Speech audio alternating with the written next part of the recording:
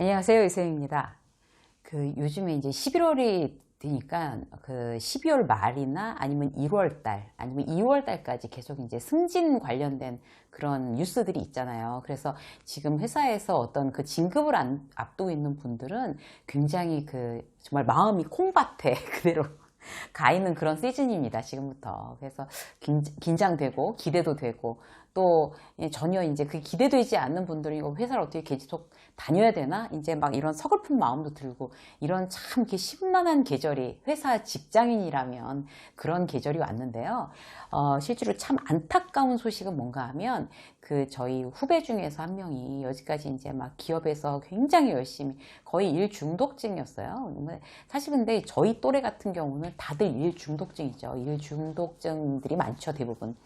그렇게 이제 일을 하다가 이제 이번에 임원이 되는 거를 굉장히 기대를 하고 있어요. 이제 한번 누락이 됐었기 때문에. 그래서 기대를 막 하면서 이제 막 친구들 사이에서는 야, 이번에 되는 거냐? 막 이러면서 이제 그렇게 막 얘기도 되고, 막 선배들도 진짜 우리 그 후배한테 막, 야, 이번에 꼭 되라? 막 이렇게 얘기하고 하여튼 그런 친구인데, 근데 며칠 전에 이제 몸이 너무 안 좋아서 갑자기 이제 회사를 사직을 하게 됐어요. 그래서 막 주변에 있는 사람들이 이제 선후배들이 다 너무 아깝다. 이제 분명히 이번에 되는데 사실 기업의 꽃이라 그러죠. 이제 별 딴다 그러고 임원 되는 게 사실 뭐 한 1, 2%밖에 안 되는 그런 비율이기 때문에 이제 그 직전에서 딱 이제 멈췄다고 하는 건 너무 아깝죠. 근데 그 친구가 왜 그랬냐면 너무 일을 많이 하고 스트레스를 너무 많이 받아서 이제 몸에 굉장히 이상한 증상들이 일어나서 이제 회사를 어쩔 수 없이 오죽하면 그만뒀겠어요. 임원 직전에. 그런 이제 일이 있었어요. 얼마 전에. 그래서 이 얘기를 이제 유세민 직장 수업에서 해야 되겠다. 왜냐하면 도대체 직장인 특히 이제 유능하다는 사람들 그리고 리더들의 어떤 그런 조건들이 뭘까? 여러 가지 조건들이 있겠지만 그 중에 정말 중요한 게 자기 인생에도 그렇고 이제 리더면 지금 자기 수하에 있는 어떤 직원들도 그렇고 균형 감각이 가장 중요합니다. 그게 정말 유능한 리더의 아주 대표적인 조건이죠. 균형 감각이 있느냐 없느냐, 어떻게 밸런스를 맞추느냐.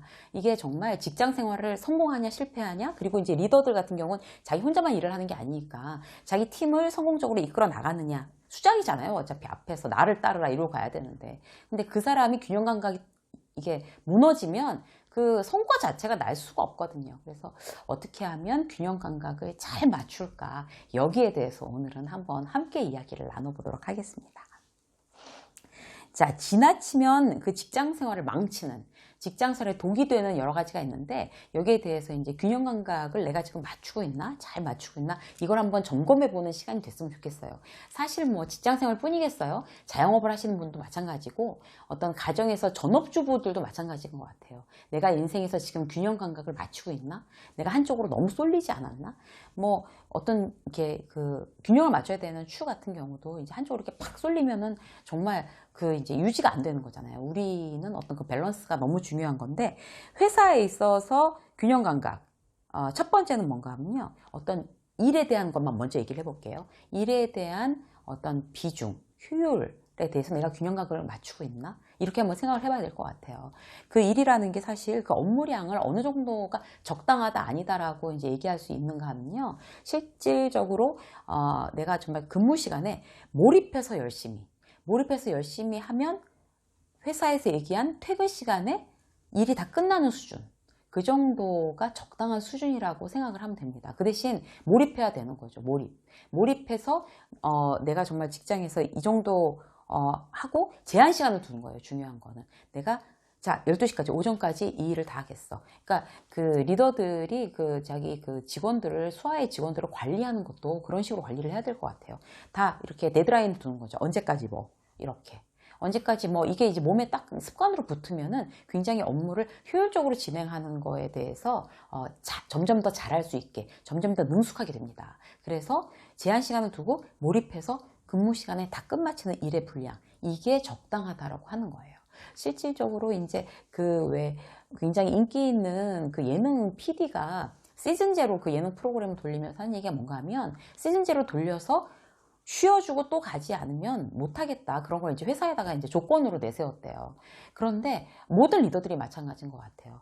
강약 조절을 해야 되는 거잖아요. 그래서 일을 어쨌든 막 예를 들어서 그렇게 해서 근무 시간에 다 끝나지 못하는 일이라고 하면 몰아치기로 프로젝트가 다 끝나고 나서 조금 느슨하게 가는 어떤 그런 쉬는 기간을 갖는 거. 이게 리더의 가장 아주 본질적인 그런 그 의무인 것 같습니다. 그걸 조절하는 거. 그래서 그렇게 업무량을 조절을 하려면 또 어떤 거를 이제 체크를 해야 되냐면 지금 쓸데없는 회의하고 있는 거 아닌가? 지금 쓸데없는 보고서를 지금 많이 쓰라고 하지 않나? 뭐에 대해서 조사해봐. 그러면 그걸 몇 날, 며칠 막 온갖 걸 다 뒤져서 야근하면서 해야 되는 어떤 그런 보고서를 원하는 리더들이 많죠. 근데 이제 사실 요즘 트렌드하고 맞지 않습니다. 제일 유능한 리더들은 어떤 리더인가 하면 그냥 서서 보고를 받아도 그냥 보고서에 그냥 메모로 적힌 어떤 그런 내용을 보고 보고를 받아도 제대로 알아듣고 거기서 제대로 지시를 하고 또 추가적인 지시는 또 빠뜨리지 않게끔 하고 이런 사람들이 유능한 리더거든요. 그거를 막 종일 이만큼 보고서를 쓴 걸 보고서 이거 뭐 색깔을 바꿔라, 이걸 앞뒤를 바꿔라, 순서를 바꿔라, 뭐 여기를 뭐 더 보충해라 이렇게 하는 거는 요즘 시대에 참 맞지 않는 리더의 모습입니다. 그래서 보고서는 최대한 줄인다. 뭐는 거의 없애는 게 요즘 추세고요.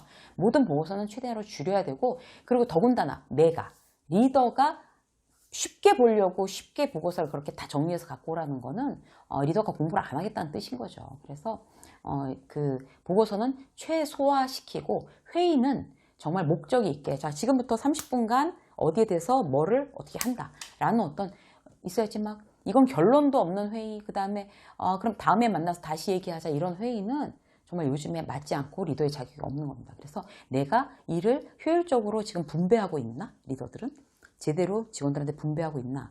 그리고 회의는 효율적으로 지금 최소한으로 움직이고 있나? 가장 효율적인 회의를 하고 있나? 보고서는 내가 거의 더 이상 생략해 줄 게 없나? 어떤 이런 부분에 대해서 계속 끊임없이 생각을 해야 된다는 거죠. 그게 리더의 첫 번째 균형 감각입니다. 일에 대해서. 그리고 그 리더 같은 경우는요.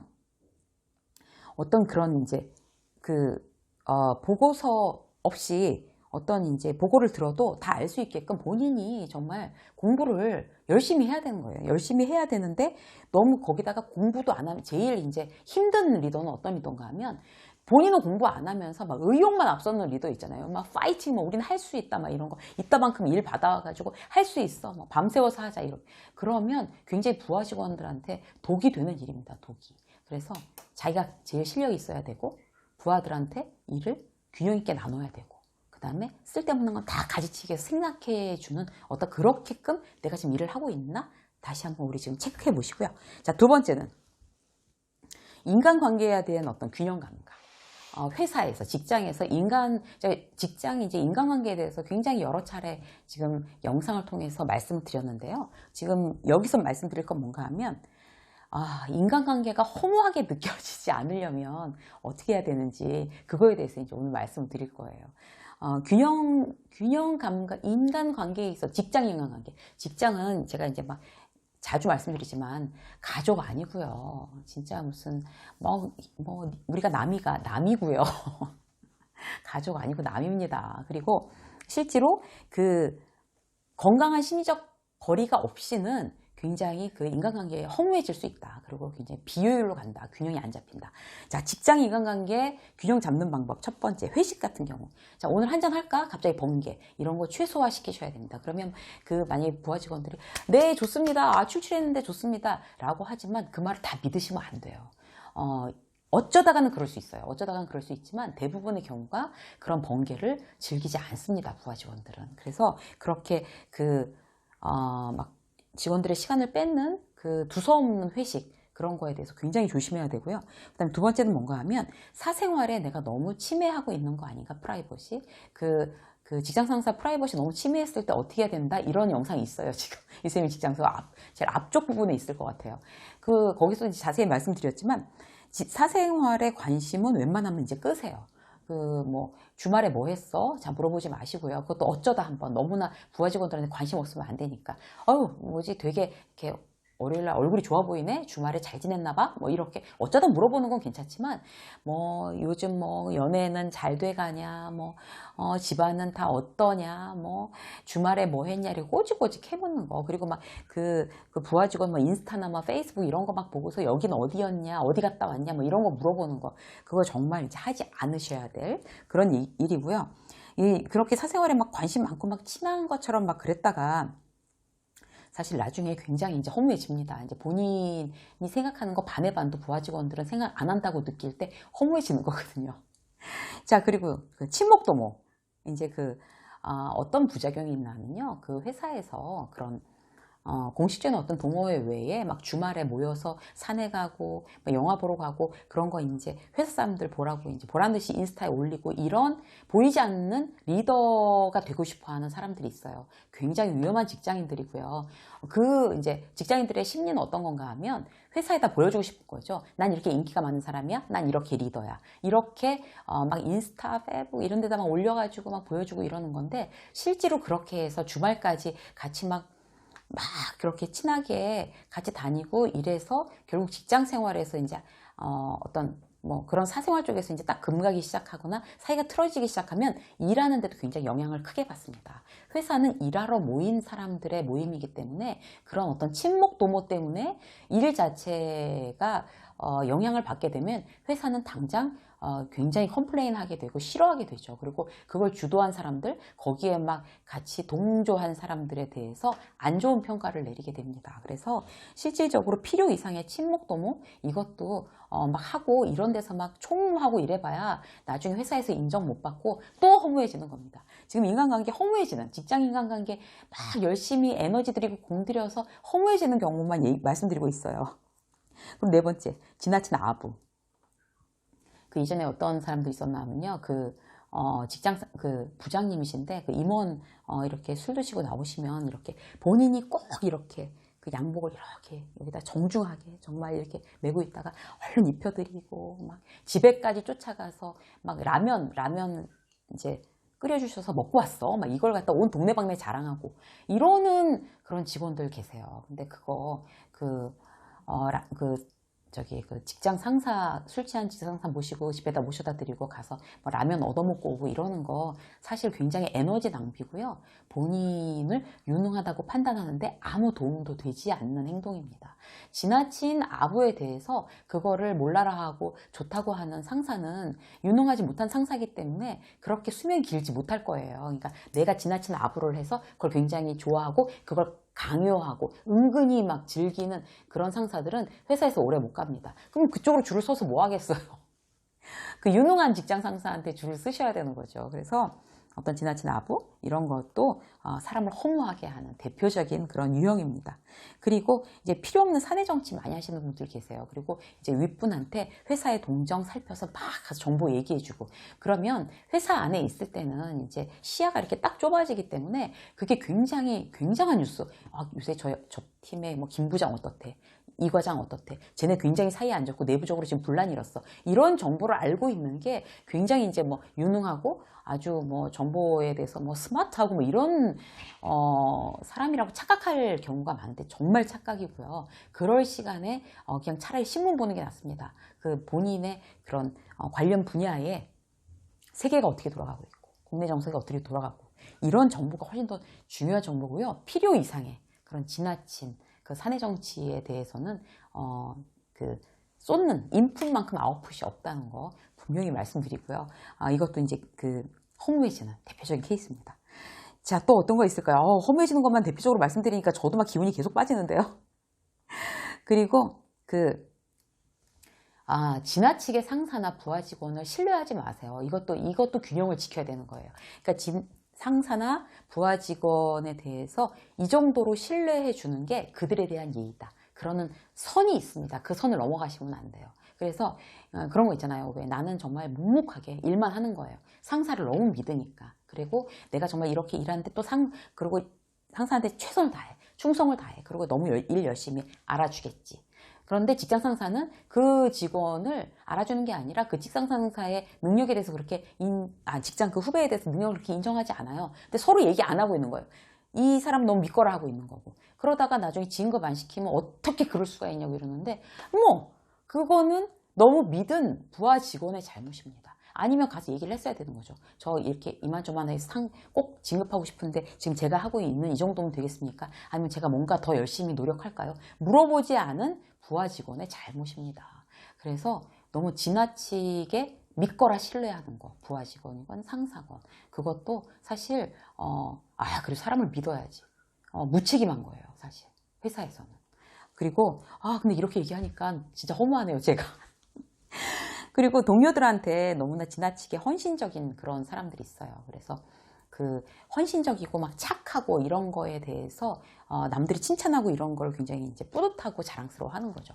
그렇지만 그것도 너무 지나치게 헌신적인데 바라는 대가가 없다고 그러면 괜찮은데, 내가 이만큼 했으니까 너도 이만큼 나한테 해야 돼 라고 했을 때 직장에서는 그렇게 동일한 피드백이 오지 않습니다. 그리고 사실 그게 동일한 피드백이라고 나는 주는 만큼 못 받았어 라고 생각하는 건 준 사람의 어떤 기준이에요. 그 받은 사람은 나는 받은 만큼 다 줬어 라고 생각할 수 있는 거거든요. 그래서 어떤 그 지나친 헌신, 이런 부분도 사실 균형 감각이 필요하다. 인간관계에서 굉장히 직장 인간관계에서 허무함을 느끼는 7가지 말씀드렸거든요. 여기에서 해당되는 분들이 분명히 계실 거예요. 그러면 내가 여기에 대해서 굉장히 지나치고 있구나, 이게 허무감을 느낄 만한 일이구나, 그러지 말아야지, 이렇게 생각하시는 게 아주 지혜로운 일이라고 자신 있게 말씀드릴 수 있습니다. 자, 그리고 3번째 마지막으로요. 내가 균형 감각, 텐션에 대해서 제대로 조절하고 있나? 이 부분에 대해서 생각을 해보셔야 될 것 같아요. 구체적으로 말씀드리면 뭔가 하면, 그 직원들을 과도하게 경쟁시키는 리더들이 있어요. 무슨 얘기인가 하면, 김 과장하고 이 과장이 있어요. 그러면 정 과장 있고, 그럼 김 과장한테 이 과장이랑 정 과장은 저렇게 막 열심히 하고 해서 잘하더라, 근데 네가 좀 떨어지는 것 같아, 이렇게 얘기하고, 저희 가서 이제 정 과장한테는 이 과장이랑 김 과장은 저렇게 하는데 당신이 제일 셋 중에서 떨어져, 이렇게 얘기하고. 그래서 계속 이제 서로 이렇게 그 과장들을 막 경쟁을 막 붙이는 거죠, 지나치게. 그렇게 되면 나중에 번아웃이 옵니다. 직원들 사이에서 번아웃이 오든지, 아니면은 그냥 그 굉장히 직장 상사에 대해서 이렇게 그 부정적인 어떤 그런 감정을 느끼게 되든지, 어떤 그런 상황이 되거든요. 그래서 실질적으로 나도 과도하게 어떤 경쟁에 희생양이 되지 않고, 부하 직원들도 그렇게 과도한 경쟁의 희생양으로 만들고 있지 않나? 이거를 균형 감각, 텐션에 대한 균형 감각으로 한번 생각해 보셔야 될 것 같고요. 그 다음에 또 거꾸로, 그냥 놔두는 리더들 있잖아요. 싫은 소리 하기 싫어. 내가 굳이 싫은 소리 해도 쟤네들이 바뀔 것도 아니고 그냥 내버려 두는 거예요. 그러면 이제 그 직원들이 굉장히 매너리즘에 빠지고, 그냥 해야 될 가장 최소한의 것만 하고 그냥 납작하게 엎드려 있는 거예요. 납작하게. 복지부동. 납작하게 엎드려 있고, 어떤 과감한 도전이나 이런 거 생각도 안 하고, 그냥 그 욕 안 먹을 만큼만 일하고. 굉장히 매너리즘이거든요. 근데 그렇게 매너리즘에 빠지게 부하 직원을 놔두는 리더들도 직무유기입니다. 그리고 혹시 내가 그러고 있지 않나? 그런 것도 이제 생각을 해보셔야 될 것 같고요. 그 지나친 어떤 책임감도 문제가 되는데요. 내가 아니면 이제 제일 문제가 되는 경우, 내가 아니면 회사가 망할 것 같이 느끼는 사람들이 있어요. 정말 착각이고 오해세요. 회사라는 건요, 어떤 회사, 정말 단 3명이 운영하는 회사라도 누가 없어도 회사는 돌아갑니다. 그 회사의 어떤 그 실적이나 이런 게 일시적으로 이제 주저앉을 수는 있지만, 실질적으로 회사라는 거는 시스템으로 움직이는 거지, 한 사람이 빠졌다고 해서 굉장히 많이 변동이 있거나 그러면 사실 회사로서의 기능을 못하는 거죠. 그래서 나 아니면 이 회사 안 돌아가 라고 혹시 내가 생각하고 있지 않나? 이것도 한번 따져보셔야 될 것 같아요. 그거는 내가 그렇게 오해를 하고 있구나. 내가 없어도 회사는 잘 돌아간다. 그렇기 때문에 굉장히 내가 균형을 잡고 텐션을 조절을 하고, 그 다음에 일에 대해서 어떤 일의 분량이나 효율, 최대한의 효율을 올릴 수 있도록 나도 애쓰고 부하 직원들을 조절해주고, 인간관계에 대해서도 쓸데없는 에너지를 너무 허무하게 과도하게 많이 뺏기지 않나, 그 에너지를 업무에다가 이렇게 탁 쏟아붓는 게 훨씬 더 이익이 될 때가 많습니다. 아까 말씀드린 그 7가지 중에서요. 그런 에너지는 다 일로 돌리셔야 되는 거죠. 그래서 오늘은 유능한 리더의 조건, 그 중에서 이제 지나치면 독이 되는 어떤 직장 생활의 어떤 요소들에서 말씀드리면서 균형 감각, 반드시 지키셔야 된다는 그런 꿀팁 드렸습니다. 유세미의 직장 수업 오늘 여기까지 하겠습니다. 고맙습니다.